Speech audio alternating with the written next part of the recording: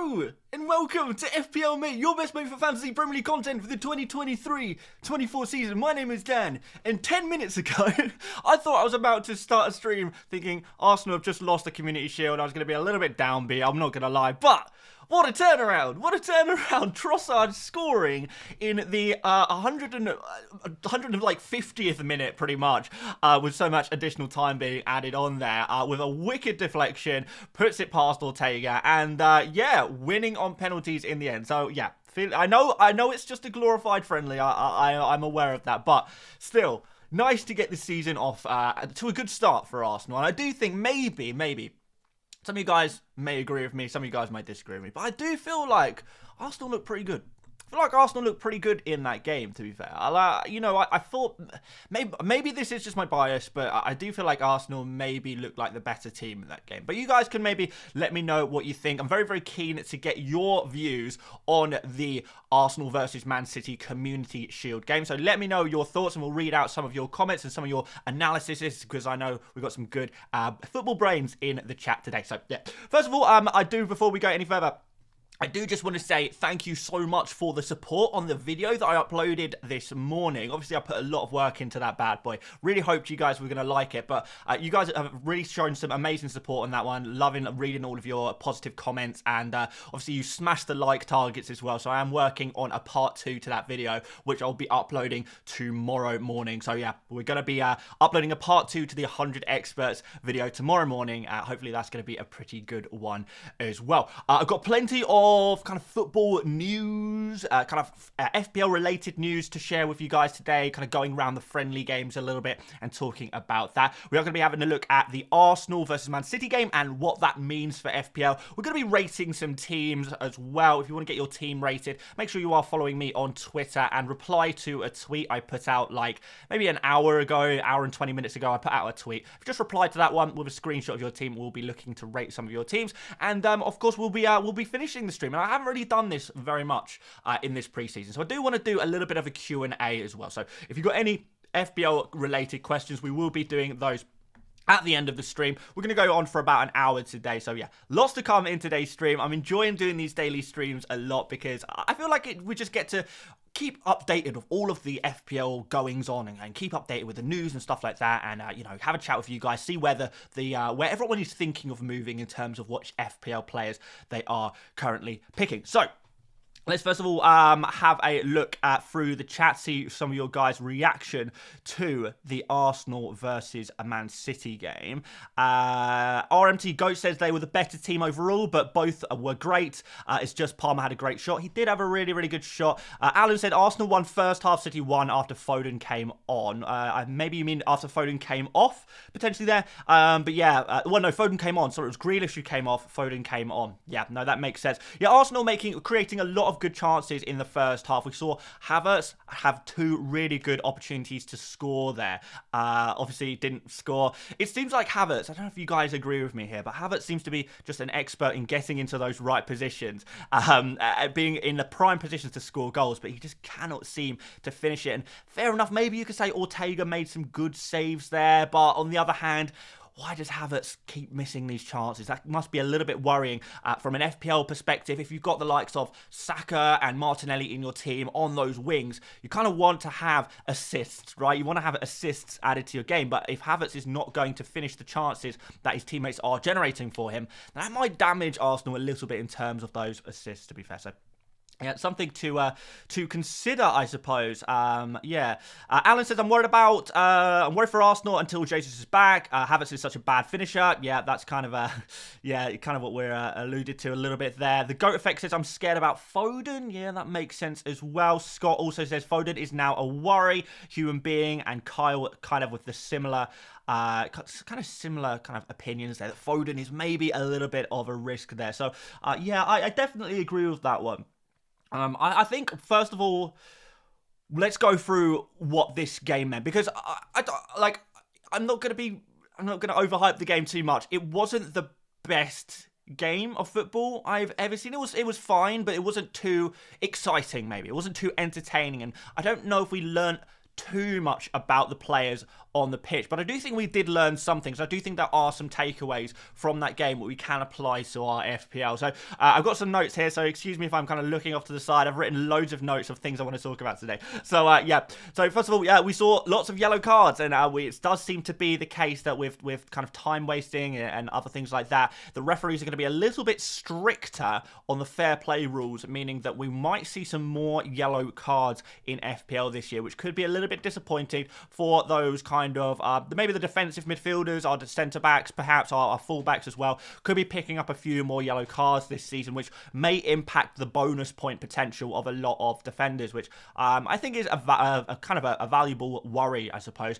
We have Havertz had 2 good chances. Martinelli had a good-ish chance on the rebound there, but I don't think Martinelli played particularly well in that game, to be honest. I don't think that should be enough to put us off buying him in FPL. Obviously, Martinelli is not going to be facing up Kyle Walker every game week, and that is definitely something that we do need to consider when we're analysing Martinelli's performance in that game. So, yeah, not the best game for Martinelli, but I feel like against a weaker opponent, you know, against Nottingham Forest, game week 1, we might see something a little bit different. Cormac in the chat has just said Stones isn't a great option anymore, which is interesting because I think actually Stones had a really good opportunity to score. He almost scored a goal in that game. There was a sort of a set piece routine, and Stones was on the receiving end of a header, headed the ball, and obviously Ramsdale made the save. But it was a decent chance for Stones, and it seems like he may still be a somewhat of an attacking threat from those set pieces. He's never been a huge attacking threat. There is a lot of kind of centre-backs in particular who are bigger attacking threats from set pieces, but I feel like there is still a chance of those goals from Stones. We do see them occasionally, so I don't dislike him too much, to be fair. Next up, I think I want to talk about Arsenal and how I'm expecting them to line up in the Premier League now, because I feel like we have learned something here. I think we have learned something here. So let me just make sure I've got everything in order here. Let's switch over to this page here. And I've got on screen, excuse me if it's not kind of doesn't fit on the screen perfectly, but just to give you a kind of demonstration, I'm trying to still find some website that allows me to display teams and tactics maybe a little bit more kind of that works well on streams, I suppose. But I've got this for now. You guys can probably get a gist of what I've got going on here. So yeah, what I've got is a 4-3-3 formation, which I'm expecting Arsenal to be rolling with for the next game against Nottingham Forest. Now, this is not exactly what we had for the Man City game. We actually saw Declan Rice, someone more like there, and it was Partey sort of sitting there. Arguably, it was kind of, I don't know, kind of a little bit wonky. So imagine Trossard is Partey,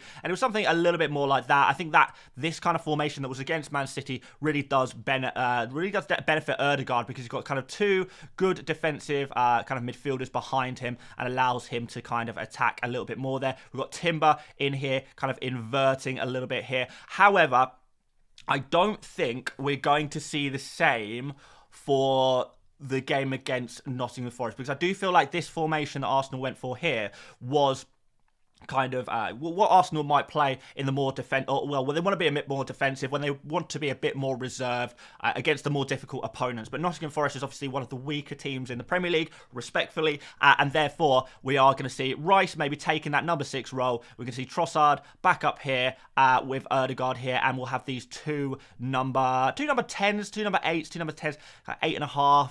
And the number between 8 and 10 is 9, but they're not 9s, are they? But they're kind of like somewhere between 8s and 10s. I think that is not going to be as good for Ødegaard, because he will have a little bit less license. But I do think that Trossard is now going to take this position, and I think because of what we've seen for that because of that kind of we've seen Havertz play as the central striker there. Havertz has obviously come to Arsenal for a lot of money, and you do wonder whether he is going to be the backup forward in this Arsenal team when Jesus is not available. I know we kind of had the idea that Havertz is going to be playing as the left 8, but Trossard has been doing very well in the kind of left 8 position in pre-season. That's kind of where he's been training to play, really. And I feel like if Arsenal are going to play their best attacking players, I feel like this is probably how they would do it. Now, the other way of doing it, we could also have Nketiah as a striker and then one or of Havertz or Trossard in this kind of area. But I do think at this moment it's going to be Havertz there and Trossard in the left 8. Could technically be the other way around. That's the other possibility. We could have it that way around as well. But I don't really think that's going to be the case. I think it's going to be Havertz there and Trossard in the left 8. So yeah, that's kind of what I'm thinking for the kind of what I'm thinking for Arsenal. I don't know what you guys think. Any Arsenal fans in the chat kind of agree or disagree with me? Cormac says definitely start Trossard as the 9. Well, I mean, Havertz started as the 9 in the game today, didn't he? And like I say, Trossard has been doing quite well in that left 8 position. So I think that's definitely a possibility. I don't know where this arrow's come from. Why have I got a weird arrow coming on here? But, all right, okay, well, that's gone now. Yeah, so no, I don't know if I necessarily agree with that. I think the fact that Havertz started today as the number 9, I mean, Trossard could have easily started there today instead, and yet he didn't. Havertz did, so I think that's going to be something to be aware of. Scott says they might interchange throughout the game. Yeah, possibly, quite possibly. I imagine both of these players, you're kind of Havertz coming in deep there, Trossard coming occupying these areas, Timber would be coming up occupying these areas, Ødegaard probably doing a little bit of defensive work here, Saka nice and wide, Martinelli probably could maybe kind of come inside with Trossard going on the outside there, or alternatively Trossard coming on the inside and Martinelli kind of going on the outside there. So we've got options there on that side as well. So yeah, it'll be something like that kind of in the game. But I do think that there is potential for Trossard as a bit of a punt. I'm not sure about Havertz because he is quite a wasteful player. We do know he is quite a wasteful player. But will he get opportunities? Enough opportunities that he finishes one of the chances or two? Not 100% sure. It's difficult to say really, isn't it? But I do think that Trossard and Havertz would be the two players I would be... I've got an arrow there and there again. I do think Trossard and Havertz would be the two players that I'd be picking out. I know a lot of people kind of looking at Nketiah for this... for these opening games, but I do feel like Nketiah at this point, I did previously say that I quite liked, well, not that I liked it, it's just I'm aware that Arteta quite likes Nketiah, so he might be playing in that number 9 position, but having seen that game against Man City, I'm not so convinced. So I think we're going to be seeing something a little bit more like this for the opening game against Nottingham Forest. And I think that is potentially some opportunities to go for the likes of Trossard and Havertz. Havertz is, 7.5 million? Let's just double check that. I believe Trossard is 7. So yeah, Trossard is 7 million. So maybe a little bit of differential there. Havertz, yeah, 7.5 there. Both listed as midfielders. You can maybe fit them in. Just having a look at my team very quickly. If I was to fit in like a Trossard, I could maybe bring him in there in that kind of position, occupying that 5th midfield slot, and then maybe take Gabriel to John Stones and triple up on the Arsenal midfield like that. After we get to a situation where Jesus is back, then at that point, maybe we remove Trossard and go for one of the 6.5 million midfielders or something like that. So those are some kind of options you can do for your FPL teams. But yeah, I think it's interesting. I think it is kind of interesting. We'll see. I think the fact that Trossard will probably play will benefit Martinelli's minutes. I feel like Nketiah maybe comes in for Havertz at some point in that game as well. Yeah, I guess we'll see. Maybe Partey can come on as if Arsenal go 2-3-0 up. Maybe Partey comes on in the second half as well. But maybe Trossard could be okay for the opening couple of games. He's had a really good pre-season, Trossard, to be fair. Possibly Arsenal's standout player in the pre-season. So maybe he gets his chance. Maybe he gets his chance for longer than we think. Not sure about that one. So yeah, that's what I would say about Arsenal. Man City is a little bit more difficult. And I haven't made one of these for Man City, but maybe we could try.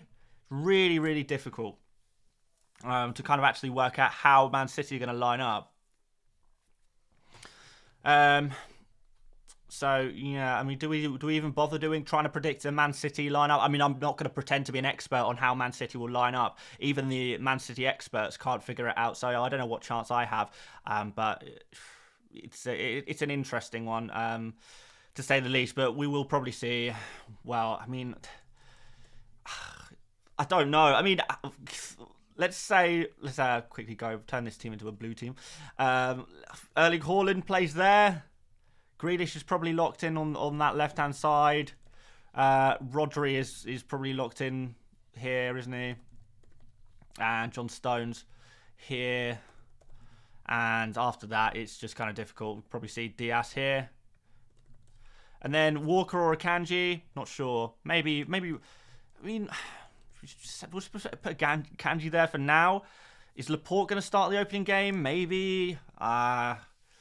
Is Garvadol going to be there in time? Probably not. After that, it gets really difficult, doesn't it? After that, I don't know. Even Laporte, I'm not particularly convinced by in this team. But I think Stones is still pretty good. I think Stones is still pretty good.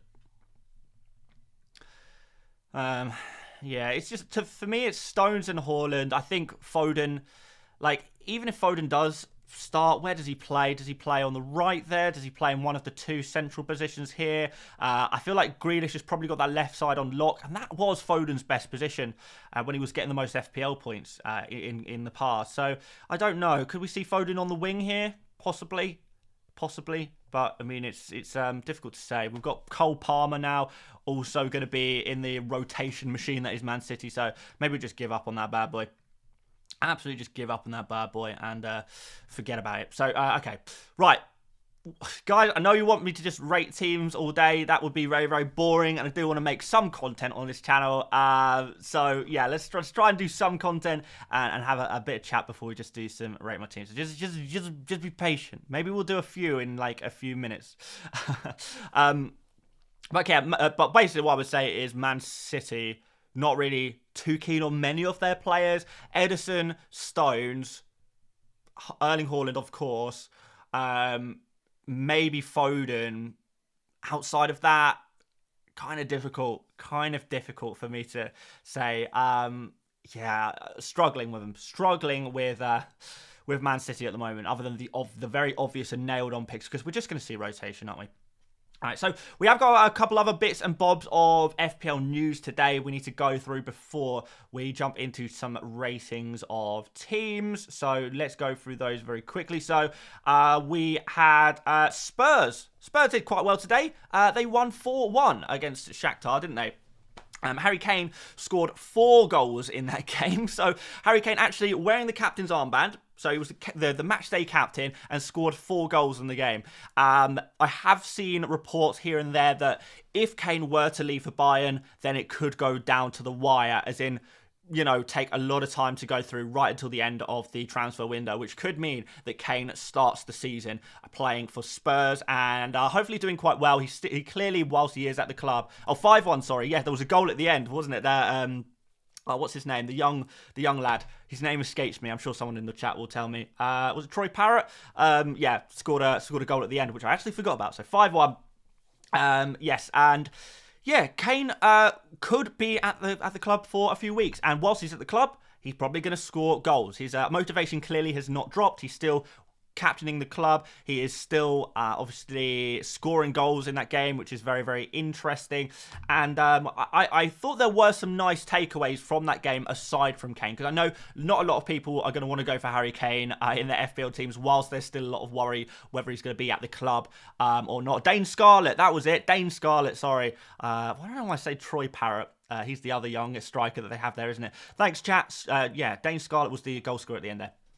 But yeah, not really too much interest in FPL for Dane Scarlett, I don't think, but there we go. But yeah, no, like I said, aside from Kane, I do think there was some very interesting things in that game. The standout player outside of Kane for me was definitely James Maddison. Really, really good. He's 7.5 million midfielder in FPL, and what we've seen all pre-season for him was replaying as a second striker. So he's kind of playing as an attacking midfielder behind whoever the striker is, but really, really far forward. And that's giving him a lot of opportunities to take shots. So he's taking a lot of shots. He's creating for his teammates as well in that kind of role. Really, really nice kind of play and link up there. Yeah, so I think Maddison, by game week 3, we actually see Spurs' fixtures look really, really good. So I'm just going to throw that on screen for you guys. Just have a look at those Spurs fixtures because it is looking good. So Maddison plays Brentford, Man United, which doesn't look great. But after that, we've got this really, really nice run of 3 games. Bournemouth, Burnley, Sheffield United. All 3 of those in a row, which is good. We have a couple of tough fixtures in Arsenal and Liverpool. I still think that there could be some damage done in those games. But then after that, again, amazing fixtures. Luton and then Fulham. So in this kind of area, game week 3...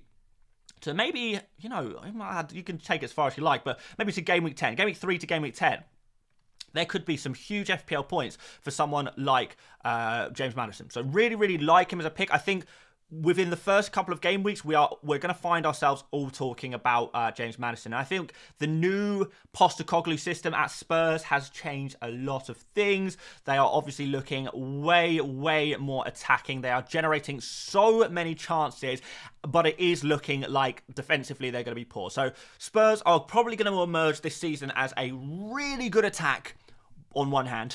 So here's one hand. Really, really good attack, but a really, really bad defense. So, yeah, the Spurs attackers really good. The Spurs defenders, clean sheets are probably not going to happen. Probably not going to happen, to be fair. But there is one defender who I do think stuck out a little bit as well. So I do want to mention Udogie. 4.5 million left back for Spurs, listed as a defender in FPL. We've seen him last season, super attacking in Serie A, getting loads of goals and assists. He's like a really, really young player still, and he looks the real deal. Like, he is going to be, really kind of maybe the future, like, best left back in the Premier League. I can really see that happening. He could be an absolute, one of those players who we might look back at and say, wow, he was a good left back, wasn't he? Yeah, he looks like he could become a real player, and he's such a specimen as well. I didn't realise how big he was. I thought it was kind of when I kind of heard about Udogie before watching him play, I kind of thought he was maybe a little bit more of a fast-paced, diminutive player, but he's a big lad. He's a big lad, and he can really control the game on that left-hand side, getting really far up the pitch, kind of playing essentially playing the role of a left winger or a left centre mid there as well, getting up the pitch from the left back position. So once or if Spurs can sort out their defence, I think Udogie at 4.5 million could become a really nice FPL option. So I do want you guys to just be aware of Udogie as a player for the future. A lot of you guys who have 4.5 million defenders on your bench definitely think Udogie could be one of those that you kind of stick on your bench for now. 4.5 million defender, not really taking up too much of your budget, with the idea that you maybe bring them into your team from game week 3 onwards. Udogie against Bournemouth, Burnley, Sheffield United could get the odd clean sheet there, even though we don't fully trust Spurs defensively at the moment. Maybe by game week 3 things will start to look a bit better, the fixtures look a hell of a lot better, and maybe Udogie could become a really nice FPL option. So definitely someone to look out for there. A few other headlines before we have a look at some teams. So yeah, a lot of us looking at Brighton players because they do obviously play against Luton Town in the opening fixture, and it's very, very difficult to look away from that. We're all looking at that fixture and then licking our lips. I shouldn't do that. That is really, really quite sus. I don't know why have I just licked my lips on stream? That was a really, really weird thing to do. Apologies for that. I don't know. It felt like a good idea in my head. But we are licking our lips, figuratively, not literally, about this fixture. So we want to get involved. We want to get some goal scorers from Brighton. The problem is, really, really difficult to pick out which ones to go for. Solly March finally starting a game at right wing. But we have seen that Kudus could be coming in to Brighton very, very soon as well, which is going to add another potential rotation option. It's going to be heavy rotation for this Brighton team. But there is one player who today took a penalty. And he took a penalty whilst Pascal Gross was on the pitch. So you guys know that kind of all pre-season I've been saying Pascal Gross is not a good FPL pick. He is listed as a midfielder. He's not particularly cheap. And he plays as a defender or a centre defensive midfielder. He plays very, very defensively. But a lot of people came back and said, yes, okay, I know that the Pascal Gross is maybe a little bit more defensively, but look at all the points he got last season. Yeah, fine. He got the points when he was playing as a striker, then he changed position under De Zerbi. But, people say, okay, well, fair enough. He changed his position. Now he's a defensive midfielder or a defender. But he is still on penalties. Well, not anymore. Not anymore, because João Pedro has now taken his second penalty of pre-season and scored his second penalty of pre-season as well. So João Pedro, the record signing for Brighton, looks like he is going to be the penalty taker, and you can pick him up for just 5.5 million in FPL. Very cheap forward there. Really, really nice bargain player. It does look more and more like he could be possibly... it's difficult to say nailed on in this Brighton team because I don't think anyone is. Even the likes of Mitoma, not convinced he's nailed on either. It could be close. Could be close to nailed on João Pedro. As close as you can get in this Brighton team. If he's on penalties as well, if he's playing in those dangerous positions behind the striker, which we know is a kind of area of the pitch where a lot of shots are taken from that player. We saw that with McAllister last year. If João Pedro gets the same opportunities to score as McAllister did in the same position last season, João Pedro, obviously a better finisher, could see actually a few goals there. So I do think we should keep a close eye on João Pedro as long as it doesn't kind of ruin your team structure. But I do think he's definitely one to keep an eye on. So João Pedro, definitely one to keep an eye on penalties, in a good position, and could find himself close to nailed on as possible. What else have I written down here? We saw Man United draw 1-1, but they were playing with a second string team. That was against Bilbao. Yeah, there was no Rashford, there was no Fernandes, so wouldn't pay too much attention to that one. Harvey Barnes scored a brace today. He's another 6.5 million midfielder. So just to add more confusion to the 6.5 million midfielder kind of debate, where are you, Barnes? I can't find him. Was he six? Oh, it's because it's in total points order. I want team select. Now, what do I want? I want price order. Where we can find him. Where are you, Harvey Barnes? You're 6.5, aren't you? There you are. Yeah, so Harvey Barnes scored a brace today. Could find himself again in the starting lineup regularly for Newcastle. Obviously, he's a really good player. Did really well. Went under the radar a lot last season, actually. Scored 13 goals. Got 2 assists last season. Season before that, 6 goals, 12 assists. He's a really underrated pick. I think the difficulty is, as always, the fixtures. But I tell you what, from game week 6 onwards, we're looking for a 6.5 million midfielder, or maybe like, say you've got like Mitoma in your team, or Solly March, or someone like that, and when Brighton's fixtures start to turn a little bit bad, maybe you can switch one of those Brighton guys out for Harvey Barnes, give him a little bit of a chance to see how nailed he is in this Newcastle team, because I think he could be dangerous. Really do think he could be a really dangerous FPL pick. So yeah, Harvey Barnes, one to look out for. And one more thing, guys, and then you can all shut up and I'll finally rate your teams. God, nagging me. Yeah, one more thing. Matt Turner. Yeah, this is an interesting one. I know this is not particularly new news, but it does seem to be coming closer. So, Matt Turner is obviously a 4 million goalkeeper who plays for Arsenal, and it looks like he's going to sign for Nottingham Forest. It looks like that's happening now. That's pretty much on the cards. 7 million, I believe, is the fee. And if that goes through, then we're going to have a 4 million goalkeeper. We're going to have a, I don't know, kind of like a, well, maybe like the new ward of this season. And if Matt Turner, when he completes his move, when his team in FPL is changed to Nottingham Forest, well, as far as I'm concerned, he goes straight in everyone's team. He should go straight in everyone's team. I think he is a much better 4 million goalkeeper than Areola. And the great thing about Turner as well, when he plays for Nottingham Forest, is there is some potential rotation there as well. By the way, I know a few people have commented, oh yes, Matt Turner might sign for Nottingham Forest, but maybe they'll sign another goalkeeper as well, and actually Matt Turner will go to the bench.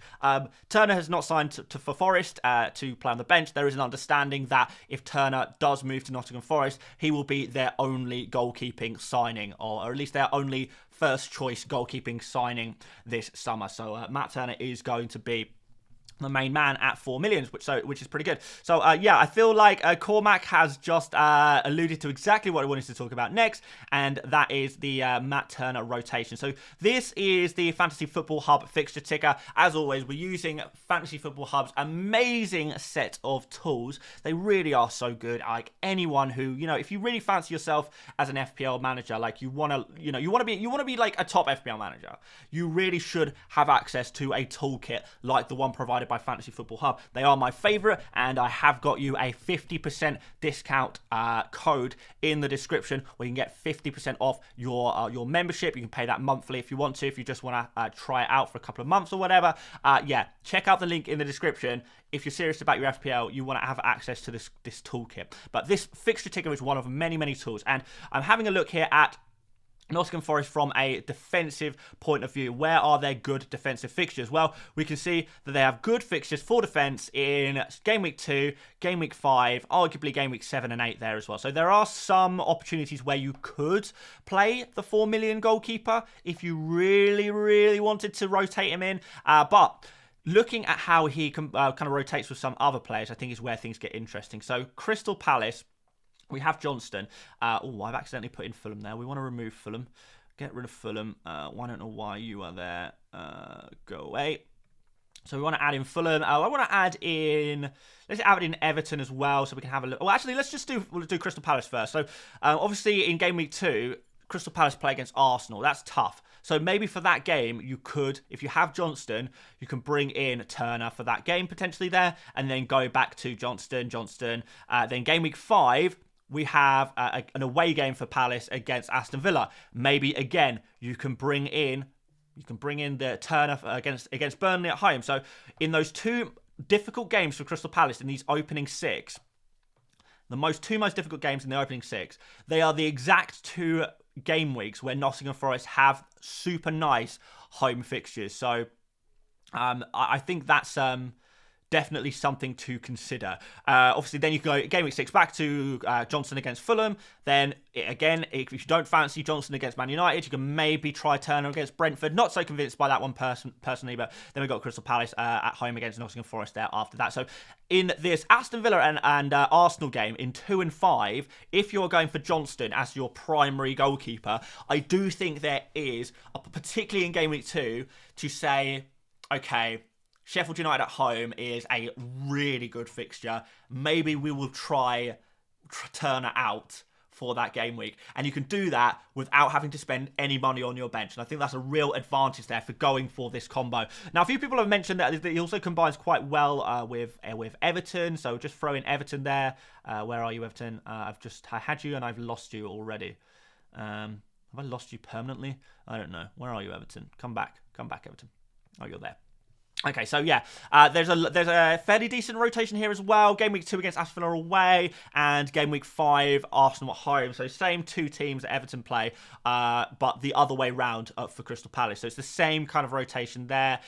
If you want to go for Pickford, now I'm not gonna talk in Pickford too much because I don't actually think he's that good of a not goalkeeper. I don't think he's that good. He's playing in that good of a defence. We've got Tarkowski potentially out now as well, which means that Everton, I think, are going to concede goals in the new season, to be fair. So, yeah, Pickford worries me a little bit, but the rotation possibility is there. Don't really like the idea of rotating 2 goalkeepers from kind of relegation threatened teams. Maybe I'm kind of calling that in a little bit too early.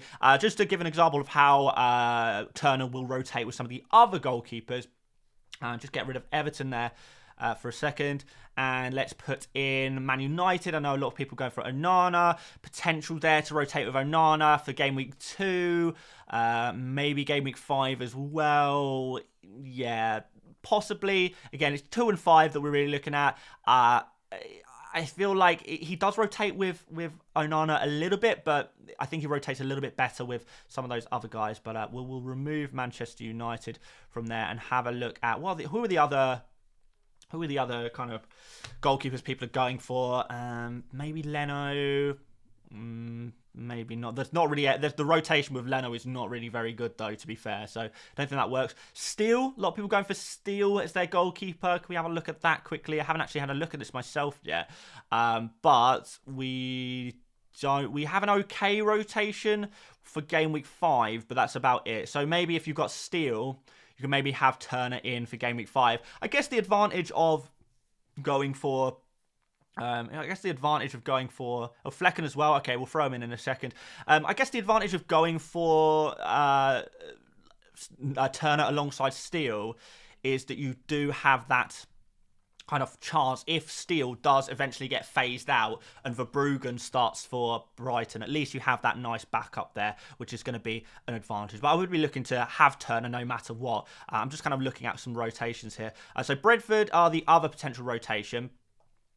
It looks, game week 5, you maybe bring Turner in. I feel like I would still prefer Flecken against Fulham.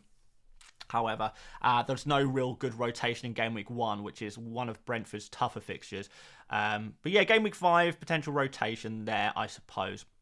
Maybe game week 8 as well. So there is a little bit of potential rotation there as well. But the strongest rotation seems to be Turner and Johnston. I think that's my favourite one. You could make an argument for Pickford as well, if that's the way you wanted to go. But yeah, honestly, guys, I like it. I really like the Turner-Johnston rotation, and I think that might be enough actually to convince me to go for Sam Johnston as my 4.5 million goalkeeper, save the 0.5, rather than going for Onana. I think that is definitely an interesting one.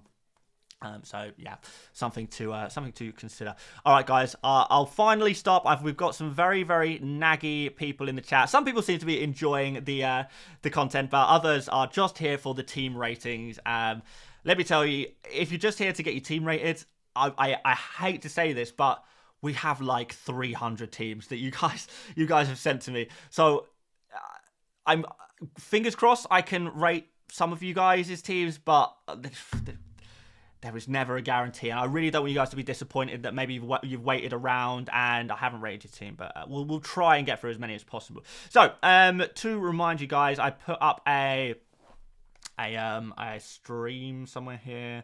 I've got a DM apparently. I'll read that in a bit. Okay, so I put out a tweet here. It says rating your teams, and I asked you guys to send me a screenshot. 281 of you have replied, so let's try and get through it. And thank you for really kind words in the chat there as well. Inquire says, Dan, just skip all the template teams. Yeah, don't you worry. Don't you worry, my friend. I will. Don't you worry, I will. But let's have a look here. We'll go for Cholo first. He's paid for the blue tick, so we may as well give him some benefits of doing that. Quick sip of the orange squash to refresh and lubricate the mouth bones before talking. But yeah, okay. This is an interesting team. We've got Saliba, who I've spoken about. Don't really like him as an FPL pick. He's okay, but I would really be looking to back the Arsenal attackers before the defenders. So I'll be looking to remove Saliba and get any old Arsenal attacker. So FPL Cholo, I don't really like this team. Those of you guys asking about team ratings on Twitter, on Instagram, I'm going to do an Instagram one soon. We're streaming pretty much every day at the moment. So, yeah, we'll do an Instagram one someday in the next few days. So don't worry about that. Stay tuned for that one, and we'll give the Instagram guys some opportunities to send their teams in as well. Which means I'm gonna have to show my Instagram DMs on stream. That'll be interesting. So yeah, okay. So yeah, no Arsenal attacker here. That worries me a little bit. We've got Kane and Haaland in the same team, which is pretty nice. But I would possibly be looking to maybe possibly downgrade Saliba to a 4.5 in order to upgrade Maddison to just one Arsenal attacker. We feel like we've got to get one Arsenal attacker in here at least. Those of you guys asking about Mbumo, he did obviously get subbed off in that last friendly for Brentford. But it seems like it's not going to be too much of a bad injury. It doesn't seem too bad. I think he should be fine, absolutely fine for the next game. But yeah, Maddison I think is an interesting pick. Kane I think is an interesting pick as well. So I do admire these differentials there. But Saliba I'm not massively keen on as an FPL asset. And I do feel like you need to have at least one Arsenal attacker. Be that Saka or Martinelli, or, you know, if you could go differential there as well. Go a little bit cheaper with a Havertz or a Trossard. But I would be trying to squeeze Saka into this team. I appreciate that is difficult when you have got both Haaland and Kane. Obviously on the bench we'd probably be looking to go for Turner when he arrives, and Baptiste could maybe switch to an Anderson, who has had an absolutely amazing pre-season. Enquiries says says scrap Haaland. Well, scrap Haaland. Well, to be fair, he hasn't scored a goal in 6 games now. Has anyone heard that statistic? Erling Haaland hasn't scored a goal in 6 games now. Quite mad. Paolo says he can move Watkins to Martinelli. You know what? That's probably the best way of doing that one. That's probably the best way of doing that one. So yeah, Watkins out.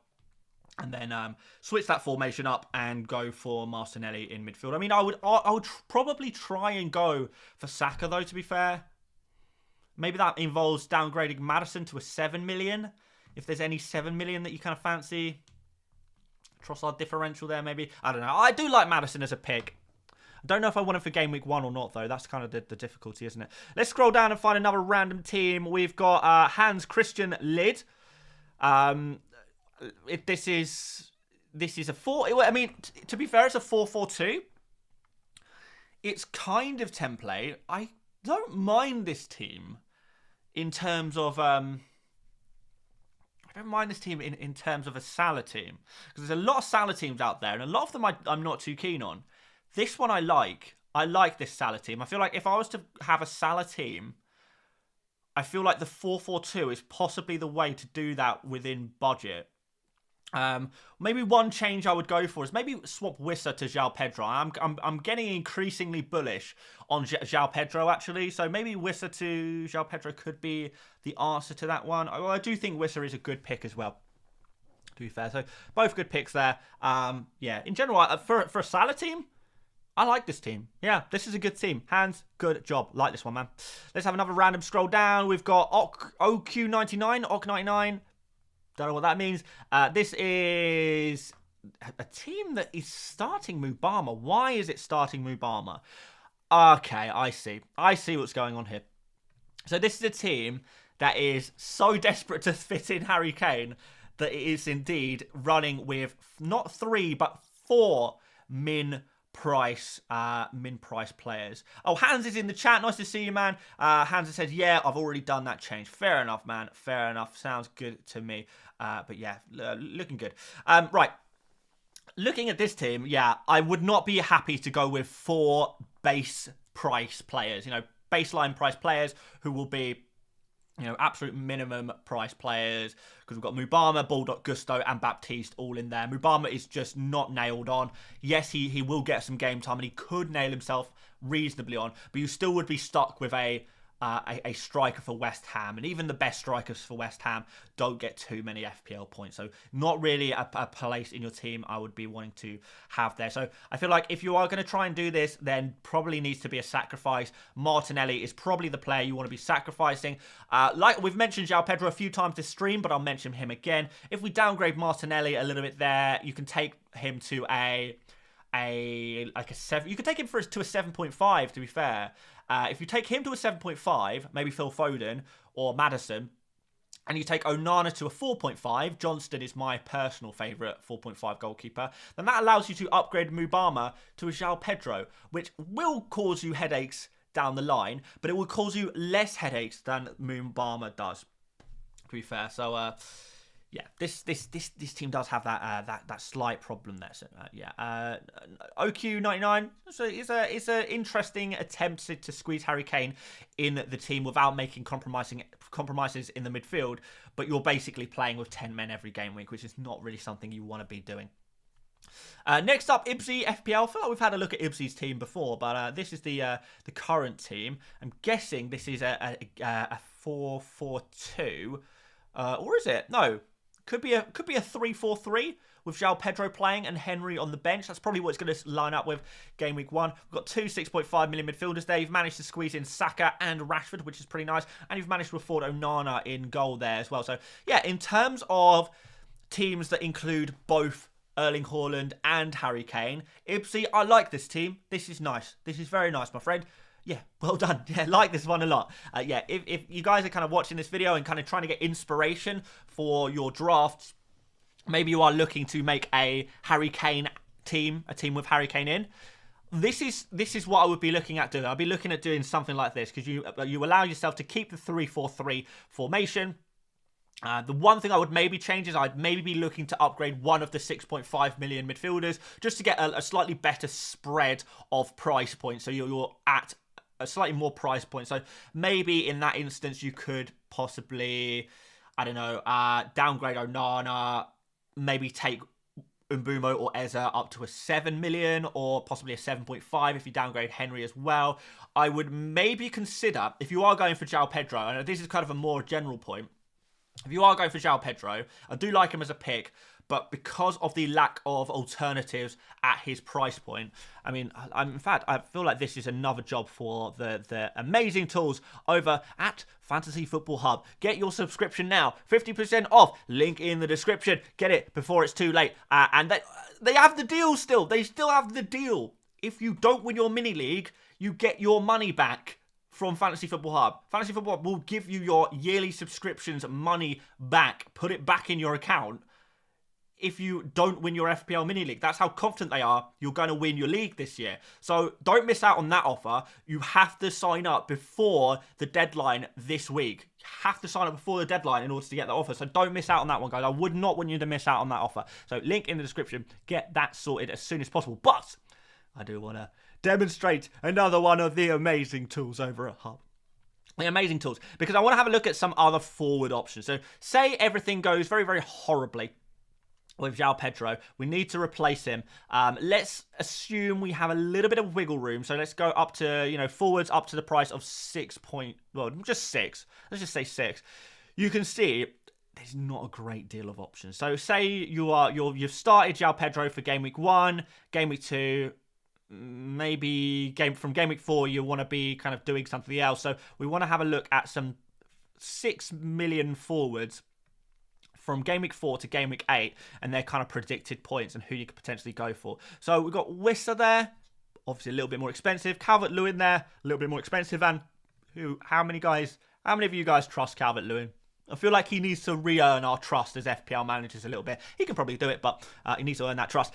We have got Morris here, who from game week 4, in fairness, does have some good fixtures. But are we going to go for a 5.5 million Luton forward? Possibly. It is an option, but it's not something we'd ideally like to do. Antonio's not really nailed anymore. Ferguson is definitely not nailed. Amdouni, is he nailed, Burnley fans? Not sure. He should start, shouldn't he, really? If you want to go for Morris, but he's already gone to 5.6, or maybe João Pedro drops to 5.4, it basically means you only can go for some 5 million forwards as well, which is going to be a real problem because you're really just looking at Adebayo. That's basically it for 5 million forwards there. We've got Edouard there. We've got Raul Jimenez potentially at Fulham now, obviously. But the other options around João Pedro's price, I feel like João Pedro could do really well at the start of the season, but after that, there's just not too much around his price. So I'd maybe try and figure out a way of getting a little bit of money on in the bank there. If you can go up to if you can somehow free up 1.5 million at some point or another to upgrade João Pedro to a 7 million Nicholas Jackson or someone like that, probably want to be looking more at 7.5 for Nkunku and Darwin. To be fair, it's difficult to find other reliable players around that price. So yeah, that is a little warning. There's a little warning for you on the likes of João Pedro. Let's look at a few more teams. And guys, whilst I'm doing these teams, I want you to throw in some questions in the chat. So we'll do a few more teams and then we'll finish the stream just doing a really quick Q&A. So any questions you've got FPL related, pop them in the chat there for me and we'll have a look at those in a brief moment. Trev, his team looks interesting, actually. There's no Erling Haaland in there, so I cannot ever allow it. There's too much money on the bench there. Ortega's never going to play. In general, this is a bit of a mess of a team. There's too much money on the bench. No Erling Haaland. A lot of the other points have been hit, to be fair. Like, everything until you get to the strikers and the bench looks good, but as soon as you try really, really hard all the way up through the midfield point, and then after that, it just went down the drain into the bin. Daryl has got a Trent Alexander-Arnold team, to be fair. Yeah, I don't mind this. I don't mind this too much. It's a Trent and Salah team. So I'm imagining that Daryl is a Liverpool fan. Is Daryl a Liverpool fan? Can we prove that? Well, I don't know if we can. Is Daryl a Liverpool fan? Because that is a lot of money invested in Liverpool, which we're not really seeing too much of at the moment. So some people going for Salah, some people going for Trent. Very few people going for both. But yeah, in general, I like this team. Scrolling down to another one. Yoha has got this. He's got some template, but some interesting elements. We've got Johnston in there. Richarlison could be good if Kane leaves. And Nicholas Jackson as well is a very nice pick. James, a bit of a differential there as well. So, Yoha, I think you've struck a nice balance, but I'd be keeping an eye on the Richarlison situation with Kane, though. That's the only bit of advice I would give there. King looks like a good team. Yeah, like this one, King. Very, very nice, my friend. Talk FPL. Third try is the charm. Well, third try, and you win, my friend. We've got 3 6.5 million midfielders here. Would not be looking to have that many 6.5 million midfielders because, again, you may struggle for flexibility a little bit. I see you have been forced into that corner with the likes of Harry Kane in your team, but if you downgrade Luke Shaw, I don't think you need Luke Shaw in this team. If you downgrade him, I feel like that's probably the way to go. You may be able to upgrade one of your 6.5 million midfielders to potentially even to a 7.5, which could actually work really quite nicely. The FPL routine, we've got Johnston in goal. FPL routine was one of the people begging earlier to do some ratings of teams, and let's not talk about anything else, just do the team ratings. It looks good. We've got a couple of interesting differentials in Diaby and Wissa in there, which I like. It's a Salah and Haaland draft. Another Salah and Haaland draft I quite like. So yeah, in terms of Salah and Haaland drafts, this is pretty good. This is pretty good to me. Maybe you could go for Mbumo and João Pedro instead of Wissa and Mitoma. I think that would be my preferred combo at this moment, to be fair. But there's not much in it, is there? There's not much in it, really. Matthew, he's got Flecken in goal. Not seeing too much of him. Not really keen on Luis Diaz. I think there's some rotation risk there, as there is with Julian Alvarez. So maybe some worry there. Aside from that, it looks pretty good. But hey, I'm not going to crush the differentials too much. It's a decent team. It's not perfect. It's not perfect. But then what team is? Slide Tackle has given me this team. This looks very, very template. Other than Tarkowski on the bench. Bit of a weird one. Not really too keen on Tarkowski on the bench. But aside from that, looks very, very strong. Looks very, very good. Just ask yourself, when are you going to play Tarkowski? I know a lot of people are saying, Tarkowski, he has got some amazing fixtures. But he can have fixtures as good as he likes. However, if he... If you're not going to play him, then it's probably not going to. It's not going to be much point in having him. So you may as well just get a player who you're going to play in the future, because you're not going to play Tarkowski until at least game week 4 when the Stupinian's fixtures get bad. So it doesn't seem to be too much point in having him, really. You may as well pick a player who has good fixtures from game week 4 among the defenders. So let's have a look at the predicted points again quickly for that one. So if you're looking for a 4.5 with the intention of bringing them in from game week 4 onwards, where we have the bad fixtures for Estupinian, then it looks like the highest predicted points from game week 4 are 4 to 8 is Botman, Burn, Digne, interesting, Pinnock, Colwill. Like this pick a lot. In fact, I would be going for Colwill probably personally. We've got Anderson there as well, and then Tarkowski. So a lot of other options you can go for ahead of him. I'll be having a look at Udogie as well. I'm not sure he's going to rate too highly on the predicted points, just because he's a new player to the league. But Udogie, I would definitely be throwing in that conversation as well as a potential player there. All right, let's do 2 more random teams, then we'll answer some questions in the chat, and then I think we will leave it. Coxie says, you won't like my Paqueta. Coxie, you're right. I don't like your Paqueta pick. Can we go for someone else potentially there? I don't know how you're going to do that. It seems like The only way to do that is to downgrade either Onana or Henry and try and go for another 6.5. I think you will regret going for Lucas Paqueta, but it looks like you are a West Ham fan, so fair enough. I don't want to ruin your West Ham propaganda, your West Ham fun. Enjoy it, man. Enjoy it, but not something I would be doing personally. You knew that. You knew that already. To be fair, let's go to Steve's. That's the final one. That's 2. Steve, that's greedy, man. You can't put 2 teams in there. So we're gonna go to someone else. Let's go for Eric's team here, who has Steele in goal, Bentley on the bench there. He's got Tarkowski, who you guys know I'm not too keen on. But aside from that, I love it. I love this team. Swap Tarkowski out for either a 5 million defender, downgrading Henry, or just pick a better 4.5 million defender, man. Like, there's a really nice combination of Powell and Anderson. You can maybe rotate those two 4.5s there, possibility, or you can go for Colwill, that's a possibility there as well. But yeah, that's going to be it for team ratings for today. We will of course try and do them pretty much every day until deadline. So make sure you make sure you're subscribed with notifications on, and follow me on Twitter basically if you want to know when I am streaming and when you can start submitting your teams to have them rated in the next video. But yeah, let's answer some questions, do some quick fire before the end of the stream, and then we will call it a day, and I will crack on with my part 2 of the 100 experts video, which is something pretty good. So let's have a look here. In the chat, what have we got? So Alexa says, is it too much to have Mbeumo and Chilwell on the bench and play Eze and João Pedro with Watkins in the 3-4-3? Arguably, yes. Arguably, yes. That is a lot of money spent on the bench.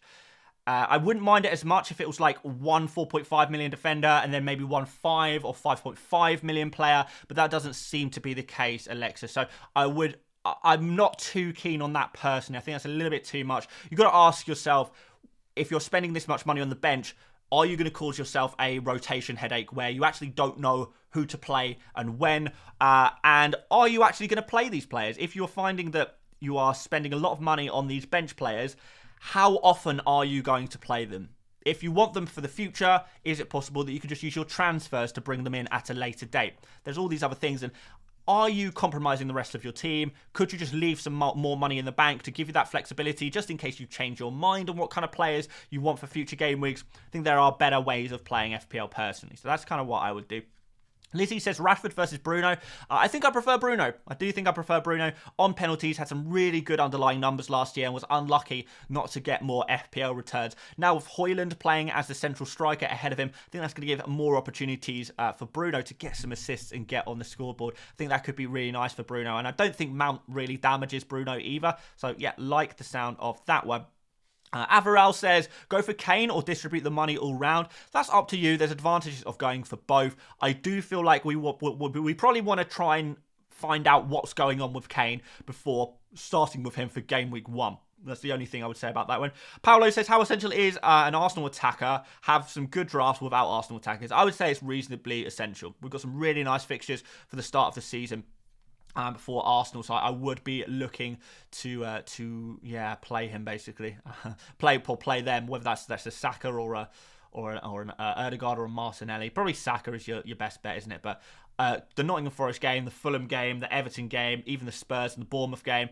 There's a lot of games here that I really, really would want to have an Arsenal attacker for. And you can basically just leave them in your team, set and forget them, which allows you to spend your transfers on moving players around in other areas of your pitch. So I do think there's a lot of advantages to those Arsenal attackers. And I think Saka is as close to essential as you can get, really. Other than Erling Haaland, I would say Saka is the second most essential player in FPL. Uproar says Watkins or Wilson. I prefer Watkins currently, so I would be going for him. We've got Acrylic Martin is in the chat. Nice to see you back, Acrylic Martin. Do you think Dalot has a higher attacking threat than Shaw? I do actually. I do think he has from a goal scoring perspective. I think Dalot does have a slightly better attacking potential there, but he's not nailed on. So I would be looking to avoid that area of Man United's pitch because of the rotation we are probably going to see at that right back position. Blint says Foden or Maddison. It's a toss up. There are advantages to each of them. Foden is potentially got a higher ceiling in those opening games, but Maddison is going to become a really good pick shortly thereafter when Spurs' fixtures look a little bit better from game week 3 onwards. Alex says, my front three is Haaland, Nunez, and Nkunku. I know Nkunku was injured, but thoughts, it's okay. You could find yourself going into game week 1 with only Erling Haaland starting out of those 3 forwards, which is a concern, but in the slightly longer term, that may be beneficial to you. So there we go. Bruno or Rashford, we've answered that already. I slightly prefer Bruno, but there's not too much in it, to be fair.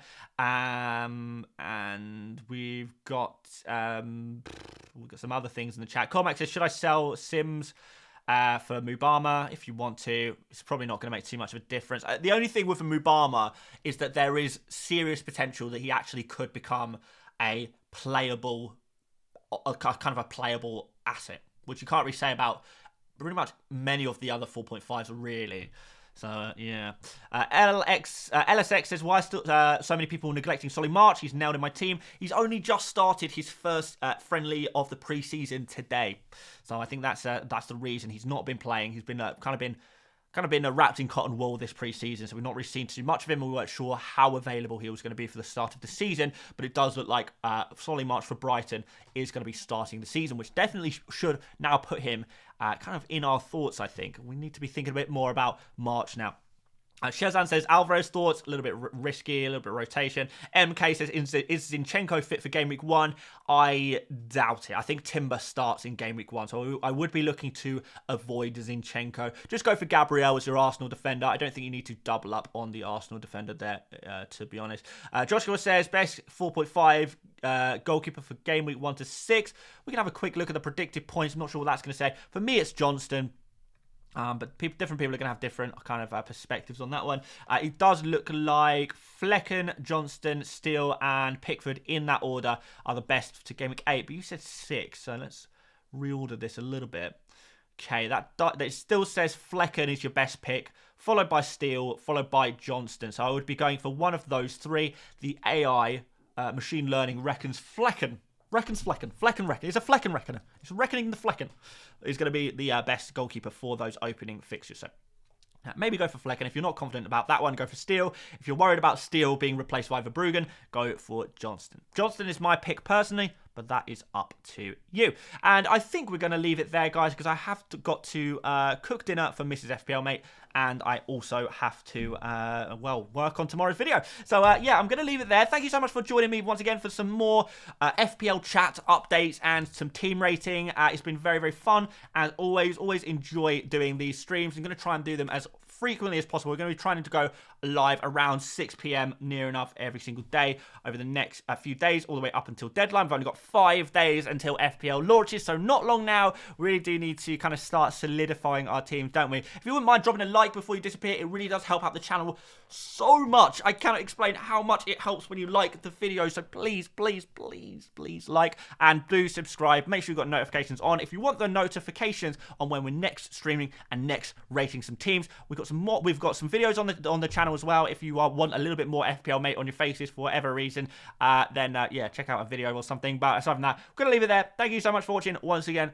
and I will see you later, mates. Bye-bye.